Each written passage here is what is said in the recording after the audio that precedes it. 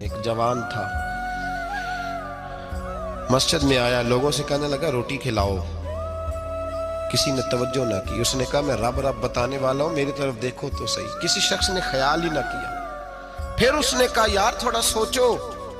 नमाजियों से कहा, अहले इलाका से कहा, उन्होंने कहा तेरी तरह के बड़े दरवेश देखे। मस्जिद के मेहराब में वो रब करीम का बंदा इंतकाल कर गया। जब फौत हो गया ना, लोगों का मिजाज है, बीमार को दवाई नहीं देते, जनाजे पे वक्त पे पहुंच जाते हैं। जब कोई गिर रहा होता है तो सहारा कोई नहीं देता। जब कोई गिर जाता है, टांग टूट जाती है, तो तीमारदारी को जमाना पहुंच जाता है। और बुजुर्ग, वो नौजवान अल्लाह का नेक बंदा मस्जिद के मेहराब में फौत हो गया। हजरत फुज़ैल इब्न अय्याज़ कहते हैं इमाम साहब ने ऐलान किया चंदा दो, कोई लावारिस फौत हो गया, कफन देना। चंदा इकट्ठा हुआ, कफन खरीदा, जनाजा पड़ा।